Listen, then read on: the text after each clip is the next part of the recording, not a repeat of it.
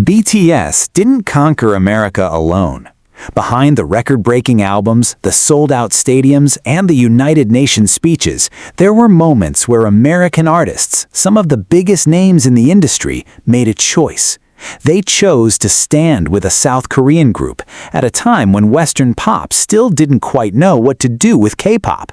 Some collaborated, some defended, some put their own reputations on the line in ways that went far beyond a simple feature credit. But here's the question most people never stop to ask. Why? What made a hip-hop legend, a Grammy-nominated rapper, and an electro-pop icon each decide that BTS was worth the bet? Because make no mistake, when these collaborations happened, they weren't safe moves. K-pop was still fighting for legitimacy in the American market. Every artist who linked up with BTS was making a statement, whether they realized it or not. 7 American stars, 7 decisions that helped reshape how the Western music industry saw BTS. And the one at the top of this list? That's the one nobody saw coming.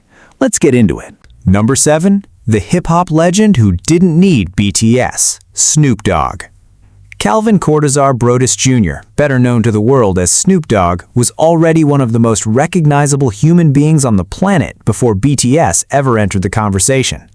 Born on October 20th, 1971 in Long Beach, California, Snoop didn't just participate in West Coast hip-hop, he helped build it. His debut album, Dog Style, released on November 23, 1993, became the first debut album in history to enter the Billboard 200 at number 1, moving over 800,000 copies in its first week alone. Songs like Gin and Juice and What's My Name didn't just chart, they became permanent fixtures of American pop culture. By the time the 2020s rolled around, Snoop had sold roughly 35 million albums worldwide, earned 16 Grammy nominations, released over 20 studio albums, and transformed himself from a G-Funk pioneer into one of the most versatile entertainers alive.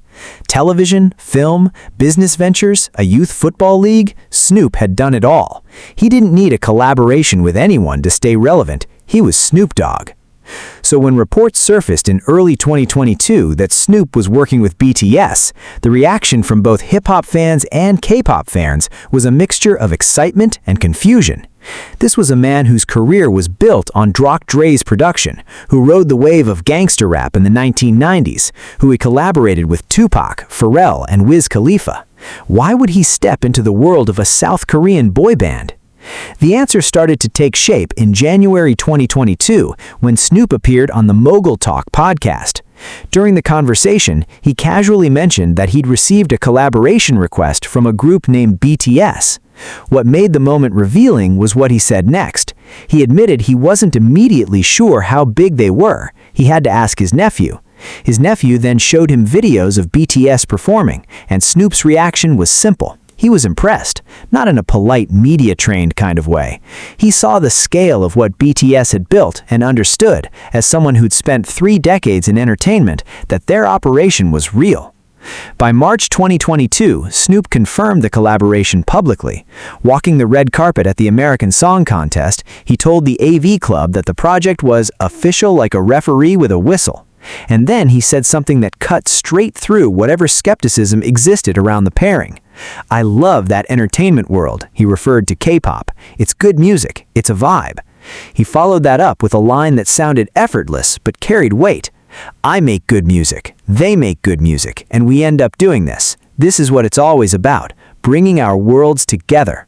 That wasn't marketing. That was Snoop Dogg telling you in his own voice that he saw BTS as equals in the craft of making music.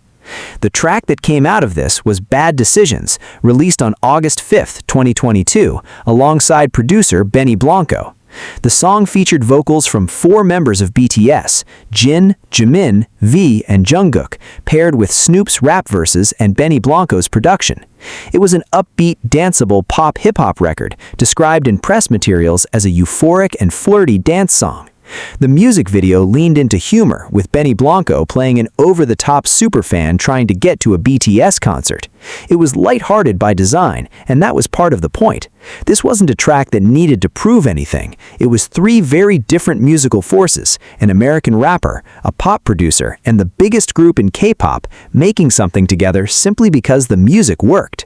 And the numbers backed it up.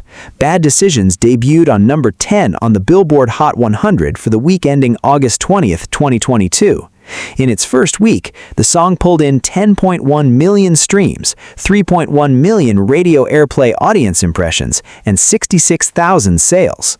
That debut made it BTS's 10th top 10 entry on the Hot 100 and Snoop Dogg's 12th. Two artists from completely different worlds, both adding to their chart legacies through the same song. An acoustic version followed on September 1st, 2022, extending the track's lifespan and reach even further. But what made Snoop's involvement truly significant wasn't just the song itself, it was the context. Snoop Dogg was not new to K-pop. He had featured on a remix of Girls' Generation's The Boys back in 2011. In May 2013, he performed with 2NE1 during his concert in South Korea, where the group joined him on stage for a live version of Drop It Like It's Hot. And in 2014, he teamed up with Psy for Hangover, a single that was filmed across 10 locations near Incheon International Airport over 18 hours. That track later showed up in the 2018 Marvel film Black Panther, used in the Busan casino scene. Snoop even worked with Monsta X on How We Do in 2022, the same year as Bad Decisions. In other words, Snoop Dogg didn't stumble into K-pop through BTS. He'd been engaging with Korean music for over a decade, but BTS represented something different. They weren't just another act Snoop could lend a verse to. By 2022, BTS had already scored 6 #1 hits on the Hot 100: Dynamite, Savage Love, Life Goes On, Butter, Permission to Dance, and My Universe with Coldplay. They had spoken at the United Nations General Assembly. They had performed at the Grammys. They were, by almost any metric, the biggest musical act in the world. When Snoop chose to work with them, he wasn't boosting an up-and-coming group. He was placing himself alongside an established global phenomenon, and in doing so, he communicated something specific to both his audience and theirs. For hip-hop fans, Snoop's endorsement mattered because of who he was. This was the man Dr. Dre hand-picked in 1992 to appear on The Chronic. His credibility in rap was beyond question. When Snoop said BTS made good music, that wasn't a throwaway compliment. That was a 30-year veteran of the music industry telling his audience to take this group seriously. For BTS fans, ARMY, it was validation of a different kind.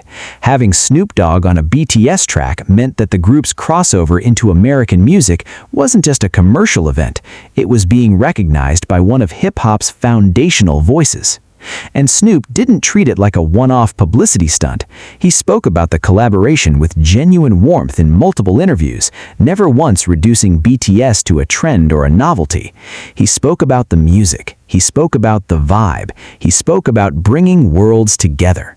That language was intentional, whether Snoop realized it or not, because in 2022, the American music industry was still figuring out how to process K-pop's dominance. Some critics still treated BTS like a phenomenon that would pass. Some radio stations still underplayed their music. Some interviewers still asked questions that carried an undercurrent of dismissal.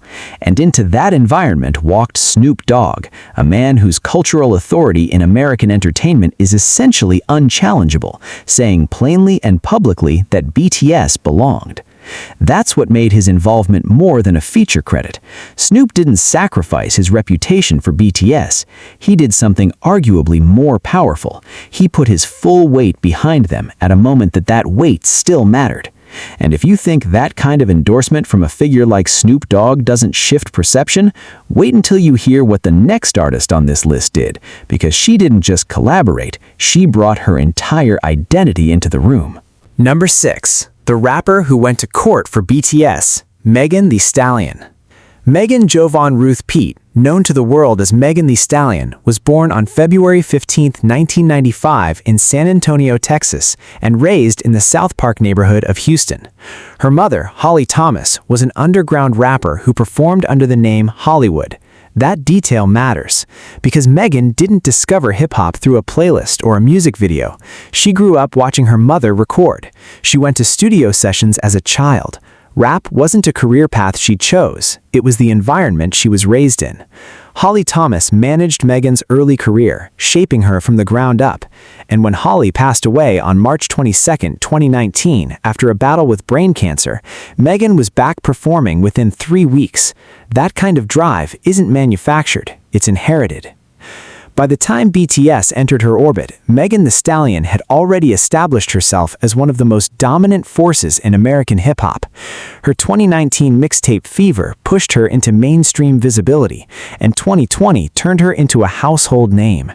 The Savage remix featuring Beyoncé went to #1 on the Billboard Hot 100.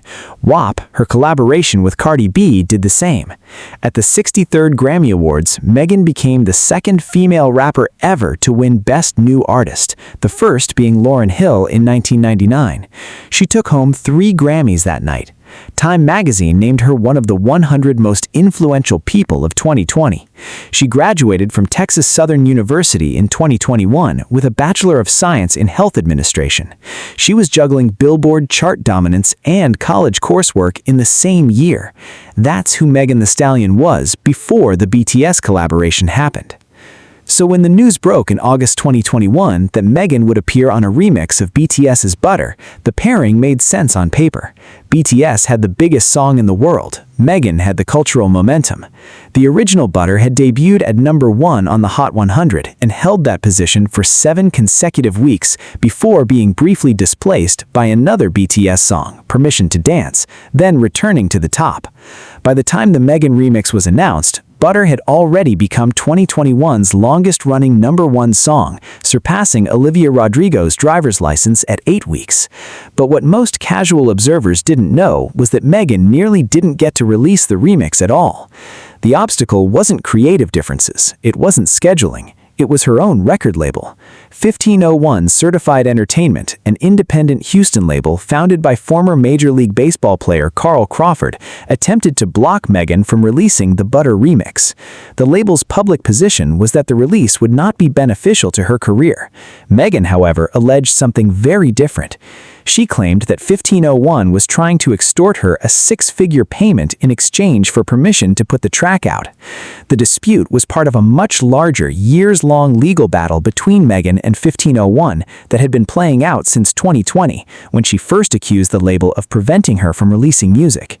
At the center of it was a contract Megan later described as unconscionable and one-sided, a deal she said gave the label 60% of her recording income while requiring her to cover her own production costs. Rather than back down, Megan filed an emergency petition in court. She sought a temporary restraining order to prevent 1501 from blocking the Butter remix. A Texas judge ruled in her favor, finding that stopping the collaboration would cause irreparable injury to her career, reputation, and industry relationships. The restraining order was granted, and the Butter remix was released on schedule, August 27, 2021. Let that sit for a second. Megan Thee Stallion didn't just agree to feature on a BTS song. She went to court for it. She engaged lawyers. She filed legal paperwork. She stood in front of a judge and argued that being prevented from collaborating with BTS would cause measurable damage to her career. That's not a casual feature. That's someone who understood exactly what this collaboration represented and was willing to fight, literally, in the legal sense, to make it happen. And the song delivered. Following the remix's release, Butter surged back to #1 on the Billboard Hot 100, marking the track's 10th non-consecutive week at the top of the chart. The remix didn't just give the song a bump, it extended one of the most dominant chart runs in recent memory. Though there was a crediting discrepancy, Billboard did not list Megan on the Hot 100 entry itself for that particular chart week, instead crediting her on other charts like streaming songs and the Billboard Global 200. The commercial impact was undeniable. The remix brought new energy, new streaming numbers, and new attention to a song that had already made history. Megan's verse on the remix was exactly what you'd expect from her: confident, sharp, and unapologetically Megan. She didn't soften her style to fit the track. She brought her signature Houston rap energy directly into a pop record and made it work. That mattered, because it showed that BTS's music could absorb the full force of one of American hip-hop's most distinctive voices without losing its identity. The collaboration wasn't a dilution of either artist, it was an expansion of both.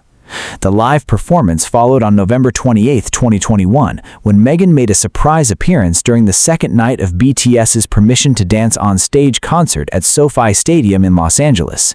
It was the first time the Butter remix had ever been performed live. The original plan had been for them to debut the performance together at the 2021 American Music Awards, but Megan was unable to attend that ceremony due to personal reasons, so instead she showed up at SoFi and 70,000-plus capacity stadium and performed her verse alongside all 7 members of BTS. The crowd reaction was immediate.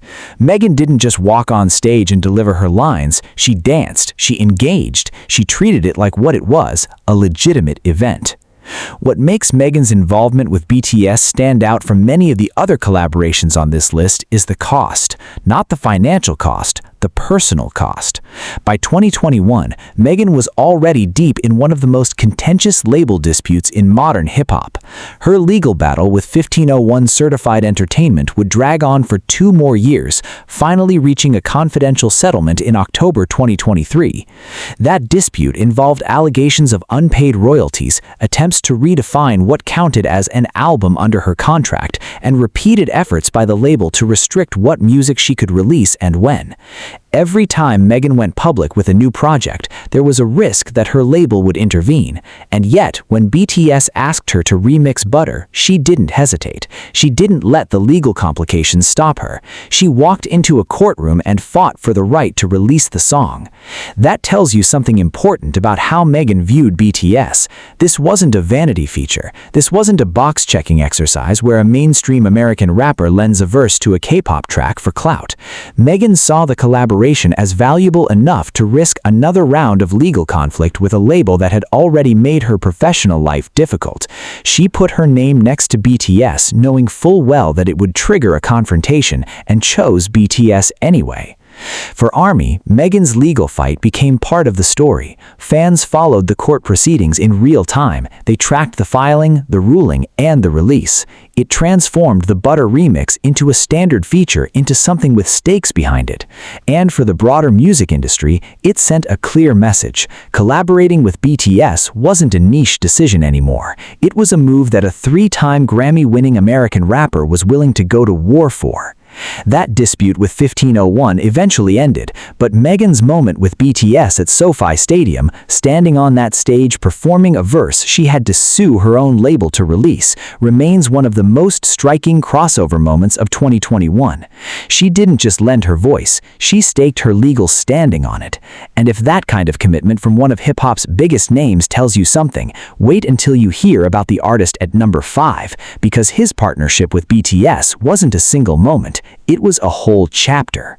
Number 5, the man who kept coming back, Steve Aoki.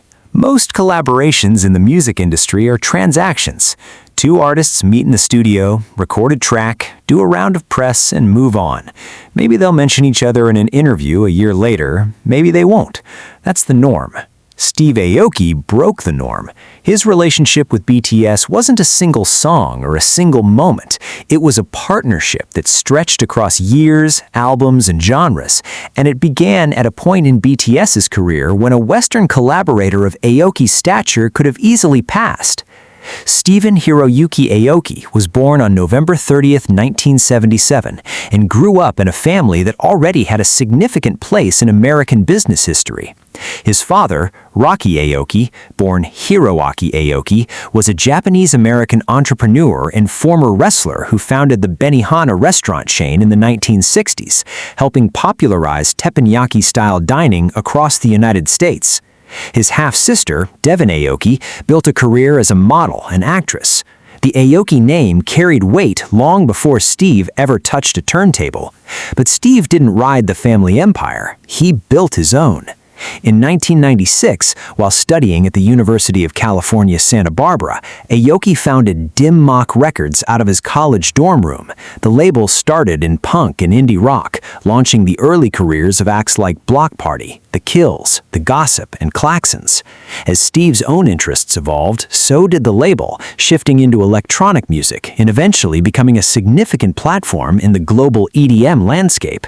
By the mid-2000s, Aoki had transitioned from label founder to full-time DJ and producer, and his rise was fast. His debut album, Wonderland, released in 2012, earned a Grammy nomination for Best Dance and Electronic Album.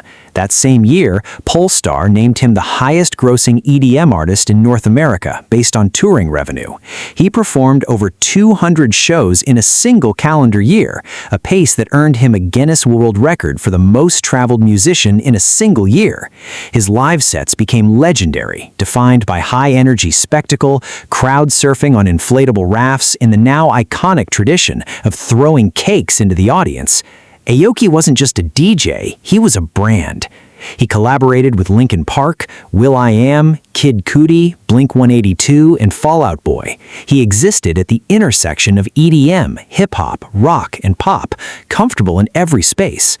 That context matters, because when Steve Aoki agreed to work with BTS in 2017, he wasn't a niche figure looking for exposure. He was one of the most commercially successful DJs on the planet, and BTS at that point was still breaking into the American market. They had won their first Billboard Music Award for Top Social Artist in May 2017, an achievement driven largely by the power of ARMY's online voting. They had a massive global fan base, but on the Billboard Hot 100, in American radio, in the mainstream Western music infrastructure, they were still fighting for a foothold. The track that changed that trajectory was Mic Drop. The original version had been a B-side on BTS's 2017 EP, Love Yourself, Her. It was aggressive, confident, and rooted in hip-hop. Aoki's remix, released on November 24, 2017, and featuring a guest rap verse from American rapper Designer, transformed it into something designed for American consumption without stripping away what made BTS compelling. The production was heavier, the energy was dialed up, English lyrics were woven in. It was serviced to U.S. contemporary hit radio on December 5, 2017. The results were historic. Mic Drop Remix debuted on number 28 on the Billboard Hot 100 to the chart dated December 16, 2017. At that time, that was the highest ranking ever achieved by a K-pop group on the chart. BTS became the first K-pop group to enter the Hot 100's top 40. In its first week, the remix pulled in 9.8 million US streams and 45,000 digital downloads. It stayed on the Hot 100 for 10 consecutive weeks, and it kept accumulating. The RIAA certified Mic Drop Remix Gold on February 4, 2018, making it the first song by a K-pop group to receive that certification. By November 9, 2018, it had reached platinum status, 1 million units sold in the United States, making it one of the first tracks by a South Korean act to achieve that milestone. Those numbers tell a story. Before the Mic Drop remix, BTS was a phenomenon with a passionate global fan base but limited penetration into the American mainstream music charts. After the remix, they had a certified hit on the Hot 100, radio play, and a measurable footprint in the US market.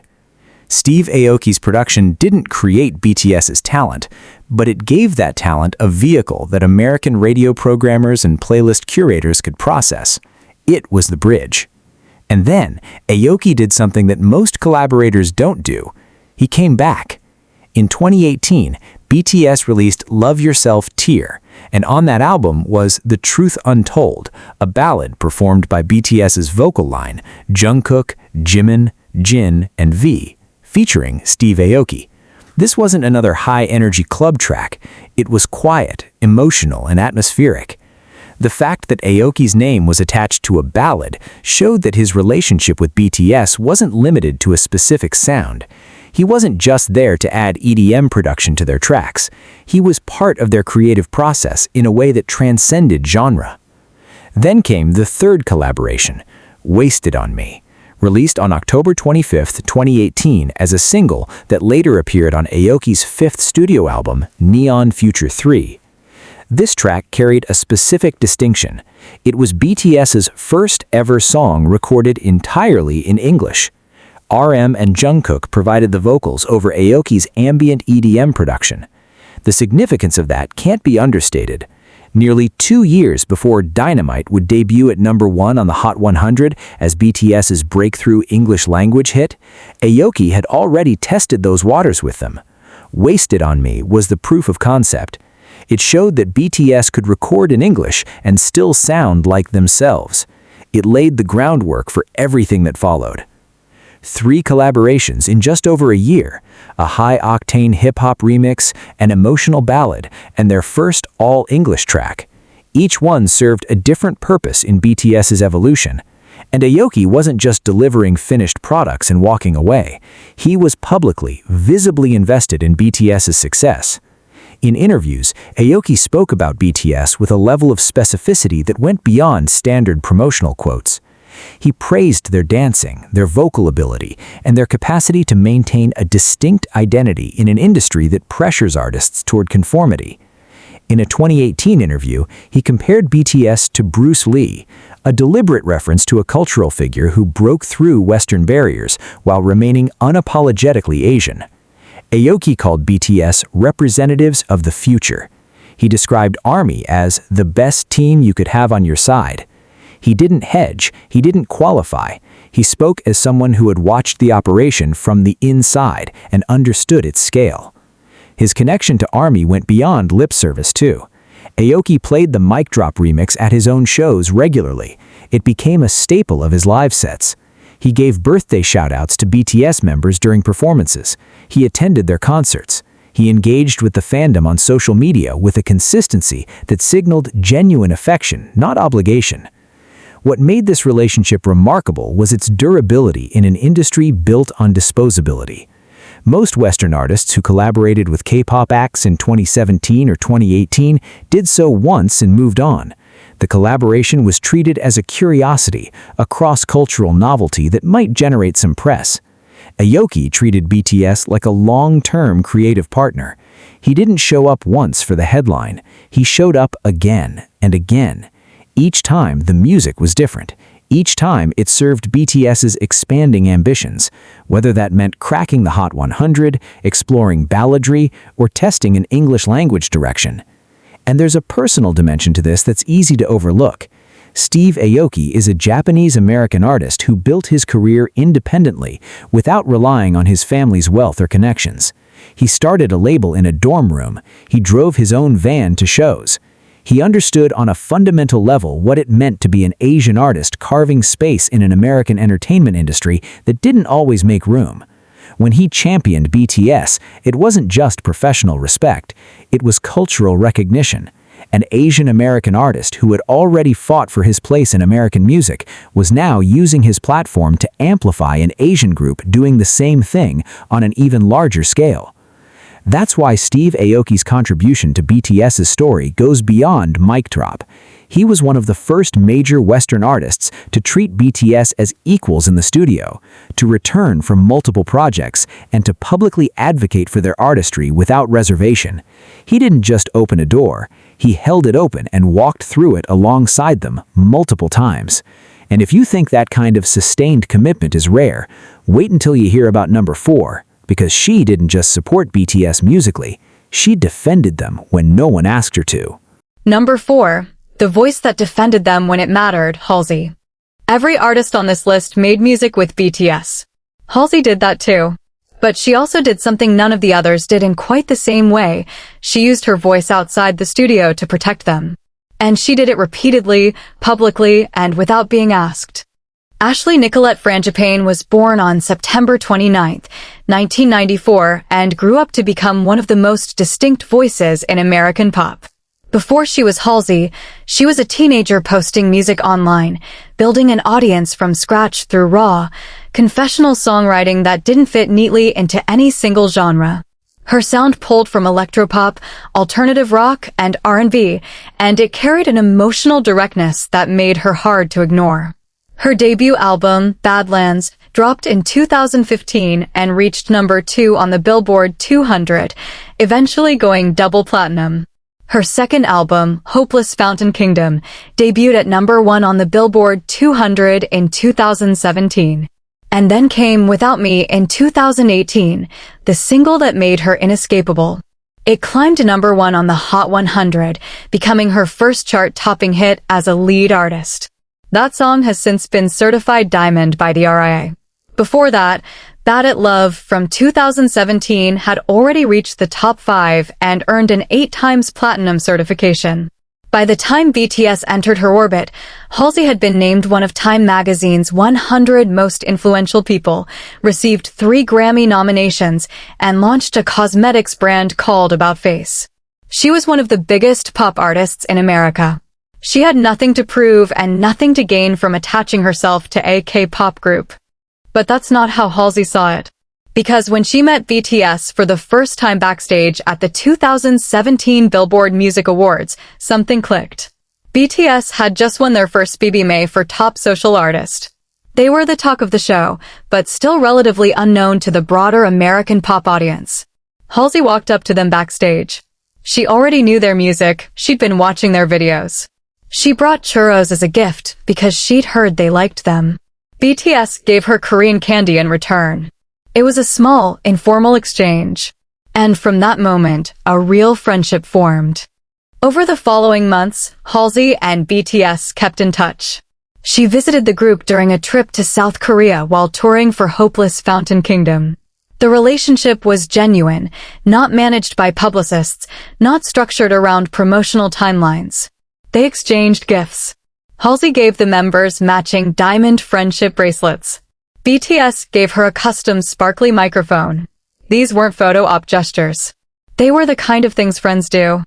The collaboration that came out of this friendship was Boy With Love, released on April 12, 2019, as the lead single from BTS's 6th EP, Map of the Soul, Persona. Halsey didn't just lend her vocals and walk away. She appeared prominently in the music video, participating in the choreography alongside the 7 members. That visual, an established American pop star learning BTS's choreography and performing it with them on camera, communicated something specific. She wasn't treating BTS as a novelty. She was meeting them on their terms, in their creative space, with their artistic language. The numbers that followed were staggering. The Boy With Love music video accumulated 74.6 million views in its first 24 hours, setting a record at the time for the most viewed YouTube video in a single day. It earned 3 Guinness World Records: most viewed YouTube video in 24 hours, most viewed YouTube music video in 24 hours, and most viewed YouTube music video in 24 hours by a K-pop group. The video also became the fastest in YouTube history to reach 100 million views, hitting that mark in under 2 days. On the Billboard Hot 100, Boy With Love peaked at number 8 and charted for 8 consecutive weeks. It was certified platinum by the RIA in June 2019. The album it headlined, Map of the Soul, Persona, debuted at number 1 on the Billboard 200, making BTS the first group since the Beatles to earn 3 number 1 albums in under a year. The live debut of the song came at the 2019 Billboard Music Awards, the same event where Halsey and BTS had first met 2 years earlier. The symmetry was hard to miss. BTS and Halsey performed Boy With Love together on that stage, closing a loop that had started with churros and Korean candy backstage. On June 7, 2019, Halsey made a surprise appearance during BTS's Love Yourself, Speak Yourself concert at the Stade de France in Paris, joining the group on stage to perform Boy With Love for a stadium crowd. She wasn't contractually obligated to show up. There was no promotional cycle to feed. She flew to Paris and walked onto a stage because she wanted to be there. That distinction matters. But here's where Halsey's story separates itself from every other collaboration on this list. Because what Halsey did off stage carried just as much weight, maybe more, than what she did on it. In November 2019, the Grammy nominations were announced and BTS was shut out. No nominations. Despite the record-breaking numbers. Despite the cultural impact. Despite Boy With Love being one of the biggest songs of the year, the snub was loud enough that it generated its own conversation. And into that conversation stepped Halsey. On Twitter, she didn't sugarcoat it. BTS deserved many nominations, she wrote. I am, however, unsurprised that they weren't acknowledged. Then she followed up with a line that cut directly at the American music industry's institutional bias. The US is so far behind on the whole movement. The time will come. She said this publicly, as an American artist, about the Recording Academy. While her own album Manic was also overlooked for nominations. She wasn't just defending BTS, she was calling out the system they were all operating in. At the 2019 American Music Awards shortly after, Halsey won Favorite Pop/Rock Song for Without Me. During her acceptance speech, she appeared to reference the Grammy snub, noting that some awards really aren't what they seem, and praising the AMAs for being fan-voted, where the people who really give a s about music have the final say. That was a choice. A deliberate, public choice by one of America's biggest pop stars to align herself with BTS against an institution that had failed to recognize them.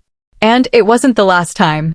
In February 2021, German radio host Matthias Matuschek from the station Bayern 3 went on a live broadcast and made racist, xenophobic comments about BTS after watching their MTV Unplugged performance, where the group had covered Coldplay's Fix You.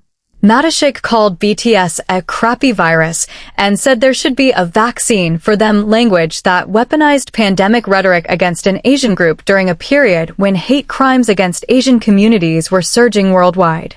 He suggested the group should be sent to North Korea for 20 years of vacation. When accused of xenophobia, he deflected by claiming he owned a Korean car, a claim fans later pointed out was inaccurate, as the car he described was manufactured in Japan. Halsey responded on Instagram. She said she was horrified. She wrote, "Racism and xenophobia cannot be thinly veiled as on-air humor. Irresponsible and disgusting statements in a time where hate speech and violent behavior towards Asian communities are skyrocketing." She called for a better, more sincere apology to BTS and the global Asian community. She didn't frame it as a personal favor to friends. She framed it as what it was, a moral issue. That moment landed differently than a song collaboration. Because defending BTS against a German radio host's racism wasn't going to get Halsey more streams. It wasn't going to push a single up the charts. There was no commercial incentive. She did it because she believed it needed to be said, and she had the platform to say it. Other artists, including Max and Lauv, also spoke out, but Halsey's response carried particular weight because of her visibility, her history with BTS, and the specificity of her language. She didn't release a generic statement of support. She named the problem. She called it racism. She called it disgusting. She demanded accountability. And that's what made Halsey's relationship with BTS unlike any other Western artists. She collaborated with them, yes. She performed with them on some of the world's biggest stages. She helped produce one of the most viewed music videos in YouTube history. But she also showed up when the cameras weren't rolling. She defended them when it wasn't convenient. She called out an industry that wasn't ready to take them seriously and a broadcaster who treated them as targets. She did things that had no promotional value, no chart benefit, and no upside except doing the right thing. Halsey didn't sacrifice her career for BTS. But she risked something that many artists protect above all else, her relationship with the industry's gatekeepers. She criticized the Grammys publicly. She condemned a European broadcaster by name. She put herself on record, repeatedly, as someone who would stand up for BTS when the conversation turned ugly. That's not a business decision. That's a friendship. And if you think that kind of loyalty is unusual in this industry, wait until number 3, because that artist brought something completely different to the table. She didn't defend BTS or fight for them. She expanded what BTS could sound like. Number 3, the avant-garde pop star who gave BTS a song she wrote for herself, Charli XCX. Here's something most people don't know about this collaboration. Charli XCX didn't write a song for BTS. She gave them one she had already written for herself, a track she'd been sitting on since 2016, one she decided didn't fit her own direction. And then she handed it to a K-pop group she'd met in Seoul, and it became one of the most interesting sonic experiments in BTS's entire catalog. Charlotte Emma Atchison was born on August 2, 1992, in Cambridge, England. She started posting music on MySpace at 16. By the time she was in her late teens, she was performing in London's underground rave scene, absorbing a world of electronic music that had nothing to do with mainstream pop radio. That origin story matters, because everything Charli XCX has done since then has been shaped by the tension between pop accessibility and experimental impulse. She's spent her entire career living in that gap, and she's arguably done it better than anyone else in her generation. Her mainstream breakthrough came in waves. In 2012, she co-wrote and featured on Icona Pop's I Love It, a song that became ubiquitous. In 2014, she featured on Iggy Azalea's Fancy, which became one of the best-selling singles in the world that year. That same year, she released Boom Clap as a solo single for The Fault in Our Stars soundtrack, her first major solo top 10 hit in the United States. Her debut album, True Romance, had arrived in 2013. Her second album, Sucker, followed in 2014. By any conventional standard, she was on the fast track to traditional pop stardom. And then she took a hard left turn. In 2016, Charli XCX released the Virum Virum EP, produced with the late experimental artist Sophie and released on her own label, Virum Virum Recordings. The EP was a radical departure. Gone were the bright, radio-friendly hooks. In their place, distorted synths, metallic textures, hyper-pitched vocals, and production so aggressively futuristic that it sounded like pop music rebuilt from scrap metal. Critics and fans didn't all know what to make of it at the time, but in retrospect, Virum Virum is widely cited as one of the foundational works of what became known as hyperpop, a genre that Charli XCX and Sophie essentially brought into existence together. Her subsequent mixtapes, Number 1 Angel and Pop 2, pushed the boundaries further.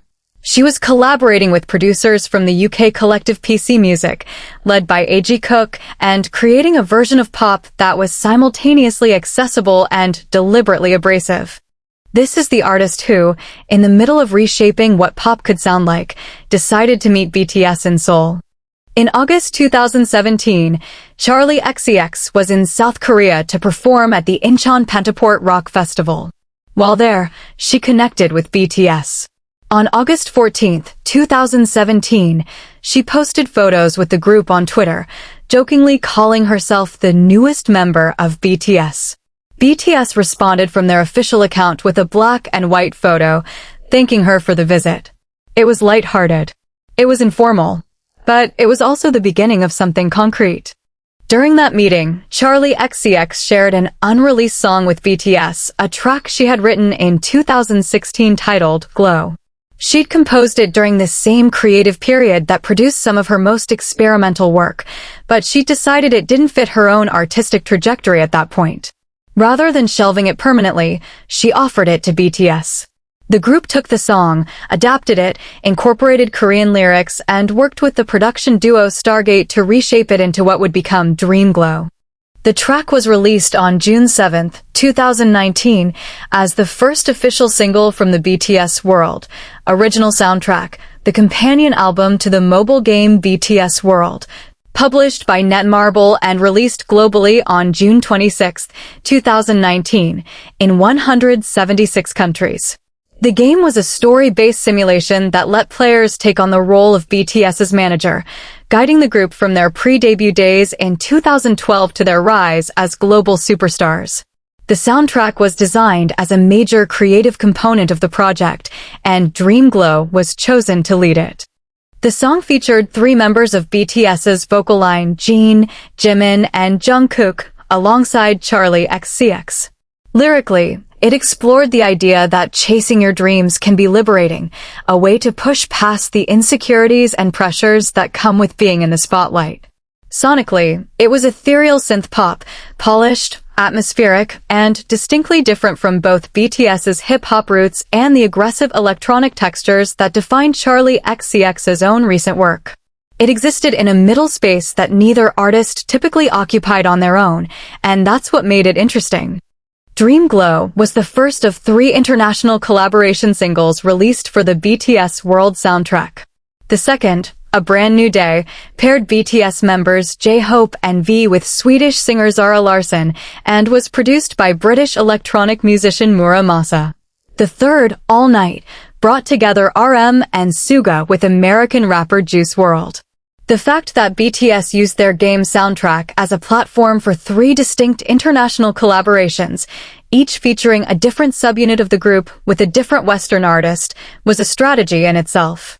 It demonstrated range. And Charli XCX's track, as the first single released, set the tone for the entire project. What made Charli XCX's contribution unusual wasn't just the song itself. It was the nature of the creative exchange.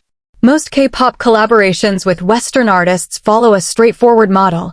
The Western artist is approached, they record their part remotely or in a joint session, and the track is released as a feature. Dream Glow started differently.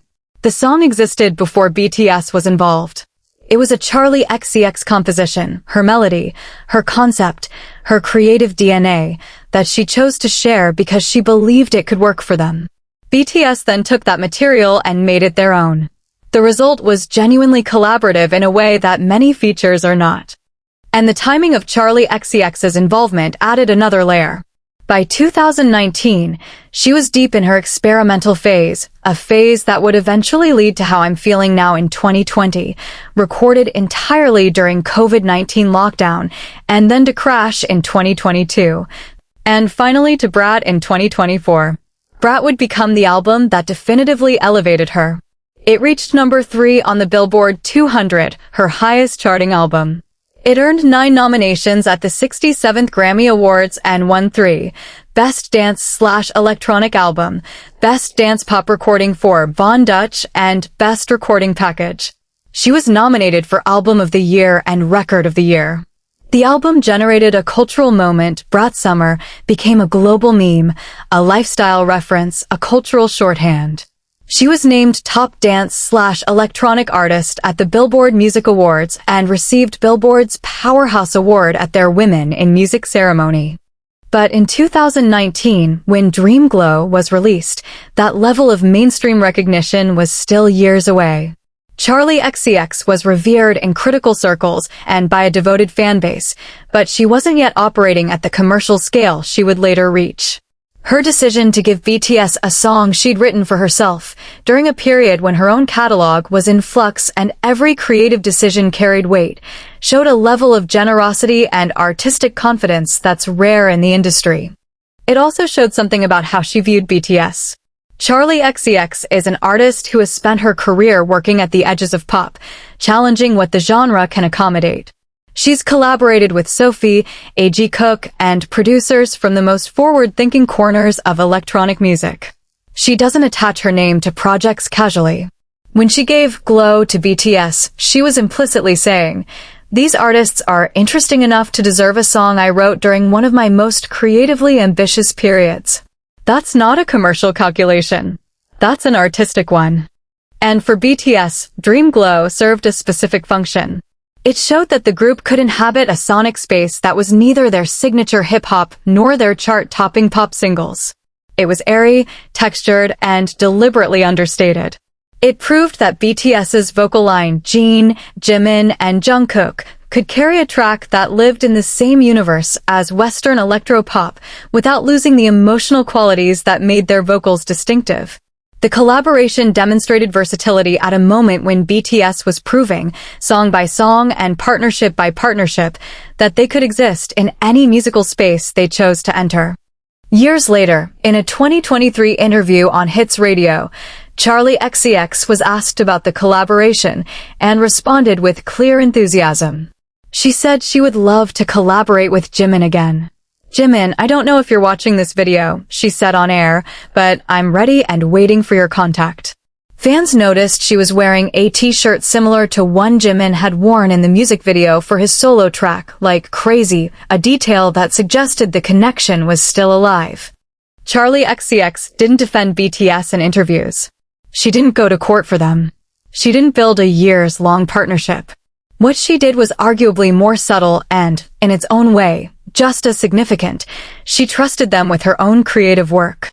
She gave BTS a song from her personal vault, a piece of music she had written during the most transformative period of her career, and let them reshape it. That act of creative trust, from an artist who has built her reputation on pushing pop music into uncomfortable and unfamiliar territory, told the industry something important.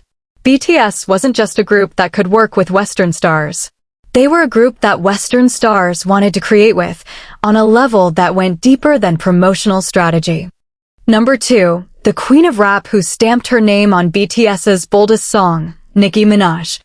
To understand why Nicki Minaj appearing on a BTS track was such a seismic moment, you have to understand what Idol was before she ever touched it, and you have to understand exactly who Nicki Minaj was in August 2018. Annika Tanya Marriage was born in Trinidad and Tobago and raised in Queens, New York. She came up through the underground, building a name through mixtapes that showed a technical versatility most of her peers couldn't match. Playtime is Over in 2007, Sucka Free in 2008, Beam Me Up Scotty in 2009. Lil Wayne signed her to Young Money Entertainment, and from that point forward, the trajectory was straight up. Her debut album, Pink Friday, dropped in 2010 and went to #1 on the Billboard 200. Super Bass became a cultural fixture, diamond certified, over 10 million units sold in the United States alone. Starships followed in 2012, also reaching diamond certification. She released Pink Friday, Roman Reloaded in 2012, The Pink Print in 2014, and by the time 2018 arrived, Nicki Minaj had sold over 100 million combined units worldwide across albums, singles, and streams. But the chart records tell the deeper story. In March 2017, Nicki surpassed Aretha Franklin to become the female artist with the most Billboard Hot 100 entries of all time.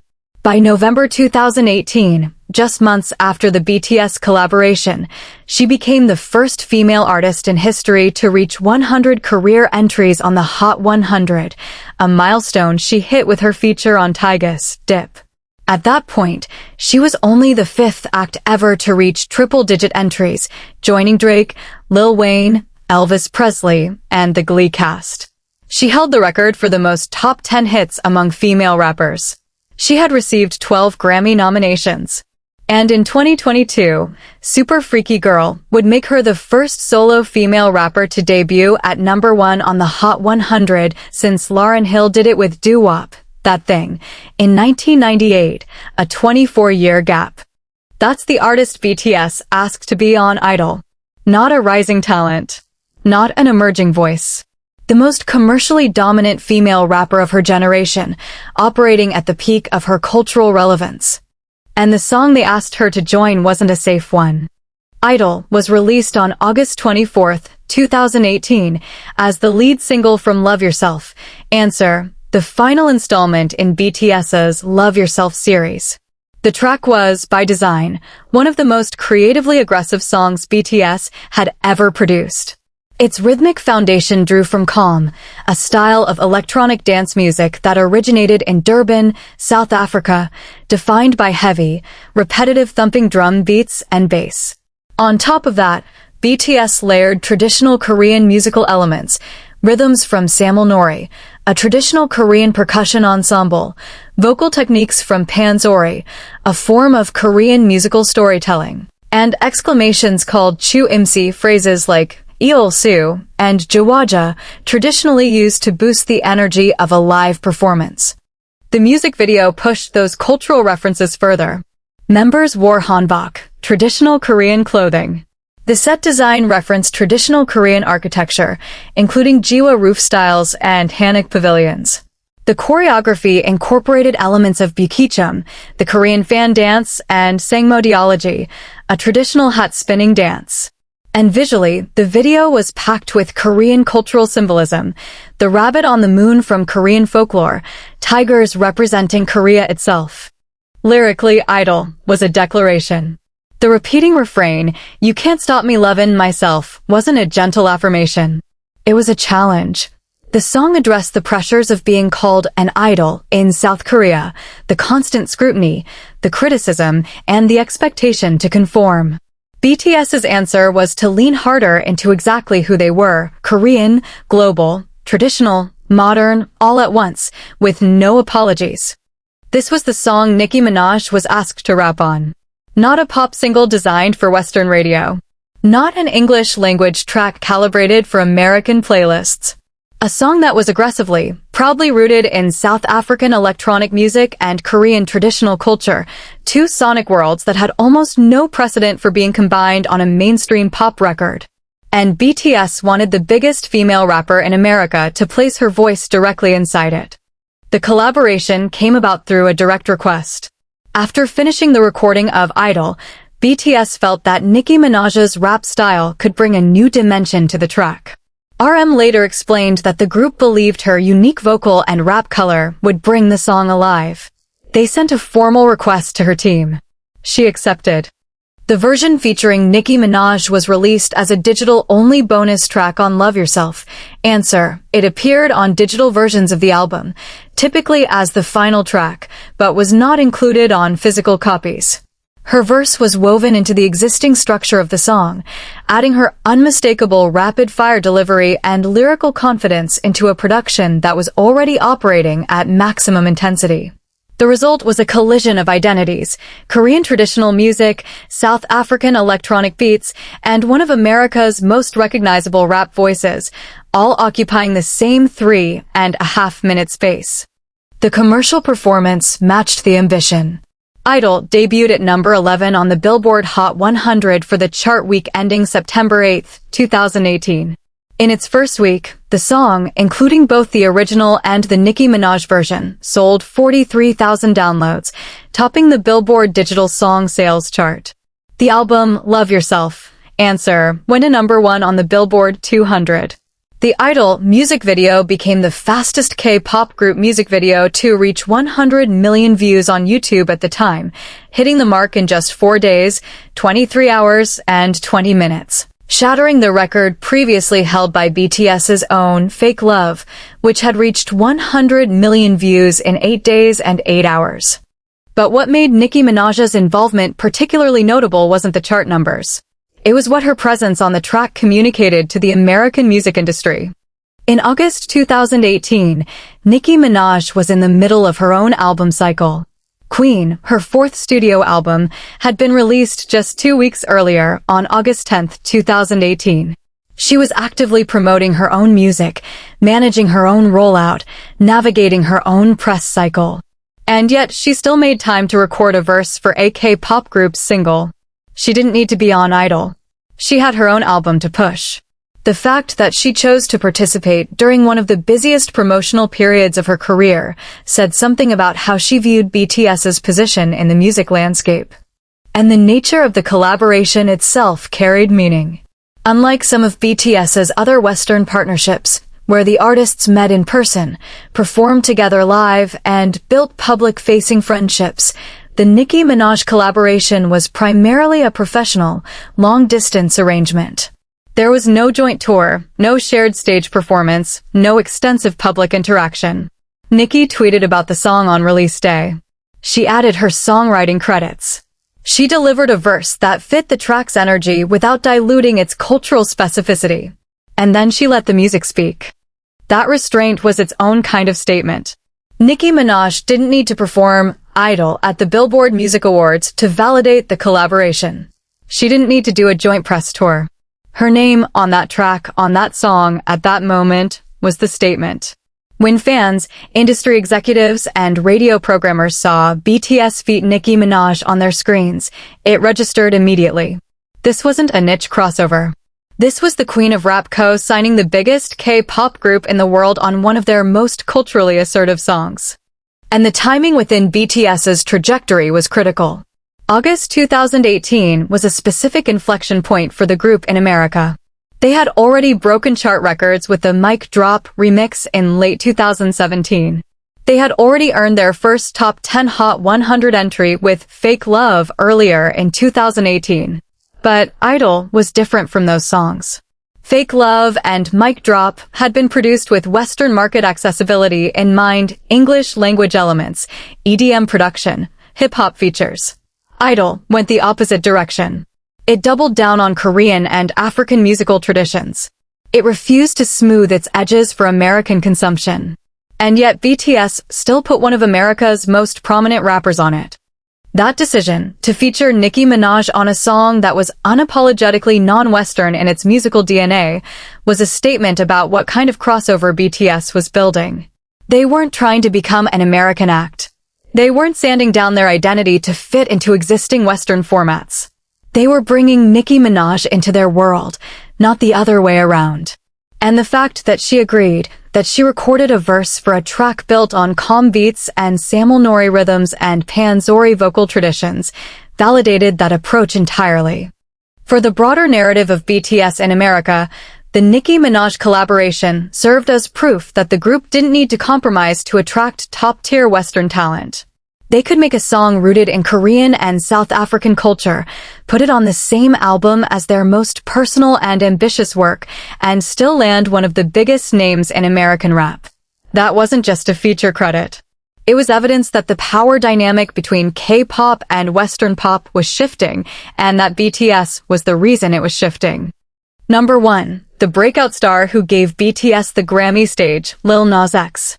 If you've been paying attention to this list, you've seen hip-hop legends, Grammy winners, chart-breaking rappers, avant-garde pop pioneers, and the most commercially dominant female MC of her generation, all standing beside BTS at different moments in the group's American ascent. Each one made a choice that carried weight. But none of those choices landed quite like what happened on January 26, 2020, inside the Staples Center in Los Angeles, when a 20-year-old from Atlanta gave BTS something the American music industry had never given them before, the Grammy stage. Montero Lamar Hill was born on April 9, 1999, in Lithia Springs, Georgia, a suburb of Atlanta. He dropped out of the University of West Georgia to pursue music, a decision that looked questionable until it didn't. In late 2018, he released a 1-minute and 53-second track called Old Town Road, a country rap hybrid built on a banjo sample, a trap beat, and an irresistible hook. He promoted it through TikTok memes. He leaned into internet culture in a way that no mainstream artist had done at that scale before. And the song caught fire. But then something happened that transformed Old Town Road from a viral hit into a cultural flashpoint. In March 2019, Billboard removed the song from its Hot Country Songs chart. The track had debuted at number 19 on that chart, but Billboard pulled it, stating that it didn't embrace enough elements of today's country music to chart in its current version. The decision ignited an immediate and intense public debate about genre classification, racial gatekeeping, and who gets to define what counts as country music. Critics pointed out that the Hot Country Songs chart regularly included songs by white artists that incorporated pop, hip-hop, and R&B production elements, like Florida Georgia Line and BB Rex's, meant to be without facing the same scrutiny. The conversation about race and genre that followed was loud, unavoidable, and deeply uncomfortable for an industry that preferred not to have it. Billy Ray Cyrus stepped in. The country star publicly backed Lil Nas X, saying, "I thought, it's honest, humble, and has an infectious hook and a banjo. What the hell more do you need?" Together, they released a remix of Old Town Road in April 2019. That remix went to number 1 on the Billboard Hot 100 and stayed there for 19 consecutive weeks. It broke the record for the longest-running number 1 single in the chart's 61-year history, surpassing a mark jointly held by Mariah Carey's One Sweet Day and Luis Fonsi's Despacito. The song was certified diamond by the RAA in October 2019, and at 1 minute and 53 seconds, it became the shortest number 1 single since 1965. In the middle of that record-breaking run, in June 2019, Lil Nas X came out as gay, becoming the first artist in history to do so while holding a number 1 record. He did it in hip-hop and country, 2 genres historically associated with traditional masculinity and, at times, documented hostility toward queer artists. The cultural impact of that decision was enormous. He became an LGBTQ+ icon, a figure who refused to separate his identity from his artistry at the exact moment when his artistry was the most commercially successful in the country. This is the artist who decided to invite BTS onto the biggest stage in American music. On July 24, 2019, Lil Nas X released Seoul Town Road, a remix of Old Town Road featuring RM of BTS. The title was a direct reference to RM's home city of Seoul. RM contributed a new English language rap verse. The track was playful, confident, and concise, just like the original. It connected two artists who, despite coming from radically different musical backgrounds and opposite sides of the planet, shared something specific in common. Both had been told by institutional gatekeepers that they didn't quite fit. Billboard had removed Lil Nas X from the country chart. The Grammy Recording Academy had, up to that point, declined to nominate BTS despite their record-breaking commercial performance. Both artists knew what it felt like to be the outsider who was already inside. Seoul Town Road was the setup. What happened 6 months later at the 62nd Grammy Awards was the payoff. The ceremony took place on January 26, 2020. Lil Nas X had received 6 Grammy nominations that night, including Record of the Year, Album of the Year, and Best New Artist. He won 2, Best Pop Duo/Group Performance for Old Town Road with Billy Ray Cyrus, and Best Music Video for the Old Town Road official movie. But the performance is what people remember. The Old Town Road All-Stars segment was designed as a revolving stage spectacle. Lil Nas X opened solo in a bedroom-themed set, playing a mandolin. As the stage rotated, he moved through different scenes, each one featuring a different collaborator from the song's various remixes. Billy Ray Cyrus appeared. Mason Ramsey appeared. Diplo appeared. Rapper Nas made a surprise entrance for a verse from Rodeo. And then the stage turned, and there was BTS, all 7 members. RM, Jin, Suga, J-Hope, Jimin, V, and Jungkook performing Seoul Town Road alongside Lil Nas X at the Grammy Awards. It was the first time a Korean act had ever performed on the Grammy stage. Let that sentence sit. The Recording Academy had existed since 1957. The Grammy Awards had been broadcast since 1959. For over 6 decades, no Korean artist or group had performed at the ceremony. BTS changed that on January 26, 2020. And they did it not through their own nomination or their own song, but because a 20-year-old breakout star from Georgia, the biggest new artist in America, chose them as one of his collaborators for the most important performance of his career. That choice is what makes Lil Nas X the most unexpected name on this list. The other artists on this countdown collaborated with BTS through planned singles, remix features, or formal partnerships. Lil Nas X did something different. He gave BTS access to a stage they had been locked out of. He shared his moment, the defining performance of a career year that included a diamond-certified single, a broken chart record, a cultural conversation about race and genre, and the courage to come out publicly during all of it with a K-pop group. He didn't have to include BTS. He had Billy Ray Cyrus, Diplo, Mason Ramsey, and Nas. The lineup was already stacked. BTS was a deliberate addition, and the Seoul Town Road remix was the vehicle. The performance itself took place on a day already heavy with emotion. Earlier that day, NBA legend Kobe Bryant had died in a helicopter crash. Lil Nas X paid tribute during the set by draping a Lakers number 24 jersey over a chair in the opening bedroom scene. The entire ceremony carried a somber undercurrent.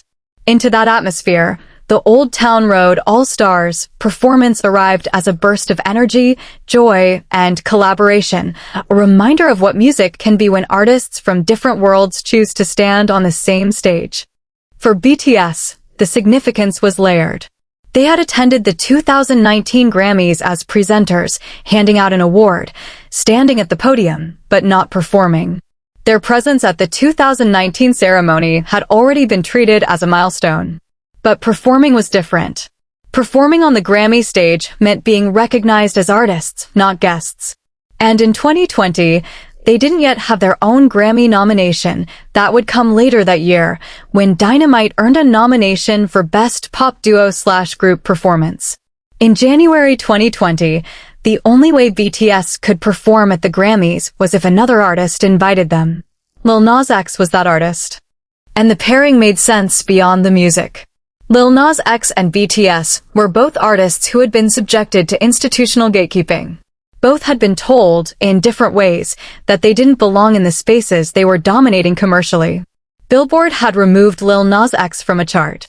The Grammys had overlooked BTS for nominations. Both had responded the same way, by getting bigger, by breaking more records, by making their presence impossible to deny.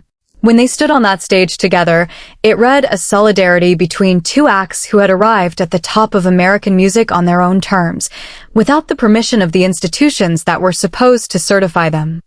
And there's something else about Lil Nas X's decision that deserves attention. At the time of the 2020 Grammys, he was the most talked about new artist in the world. His song had been #1 longer than any song in history. He had come out publicly and become a symbol of LGBTQ+ visibility in mainstream music. He had 6 Grammy nominations. Every decision he made during this period was amplified, analyzed, and scrutinized. Including BTS in his Grammy performance wasn't a throwaway gesture. It was a statement, made on the biggest stage available, in front of the largest audience the Recording Academy could assemble, that BTS belonged there. Lil Nas X didn't write a song for BTS. He didn't defend them in interviews. He didn't go to court for them or build a years-long partnership. What he did was arguably more direct. He opened a door that had been closed for over 60 years and invited them through it. He shared the single most prestigious performance slot of his breakout year with a Korean group that the American music establishment had not yet formally embraced. And in doing so, he didn't just validate BTS.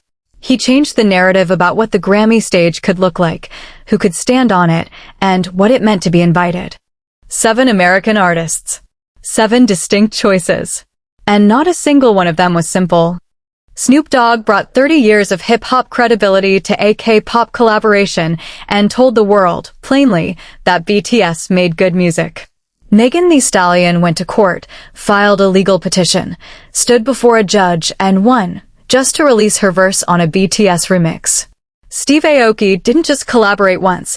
He came back 3 times across 2 years, producing the track that first broke BTS into the Billboard Hot 100's Top 40, and then creating their first ever all-English song. Halsey defended BTS publicly against Grammy snubs, called out a German radio host's racism by name, and showed up at their concerts uninvited simply because she wanted to be there.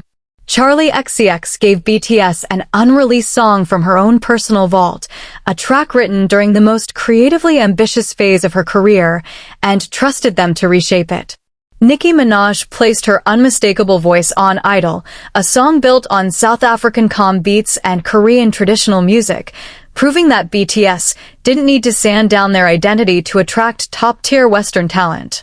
And Lil Nas X, in the most unexpected move of all, gave BTS their first ever Grammy stage performance, sharing the defining moment of his own breakout year with a group the Recording Academy hadn't yet nominated. None of these artists literally sacrificed their lives. What they did was spend something every artist guards carefully: their credibility, their platform, their creative identity, and their time. They spent it on BTS. Some spent it publicly, others quietly. Some spent it through music, others through legal battles, public statements, or a single shared stage at the right moment. And when you line up these 7 choices side by side, a pattern emerges. These weren't calculated moves by publicists optimizing reach metrics. These were decisions made by artists who recognized something real in what BTS was building and chose to be part of it before it was safe, before it was expected, and in some cases, before the rest of the American music industry had caught up. BTS didn't break through the Western music industry alone. They had help. And the names on that list of helpers tell you just as much about the state of American music as they do about BTS themselves. If this video meant something to you, drop your thoughts in the comments. Which collaboration hit the hardest? Which one surprised you the most? Subscribe if you haven't already, because we're just getting started.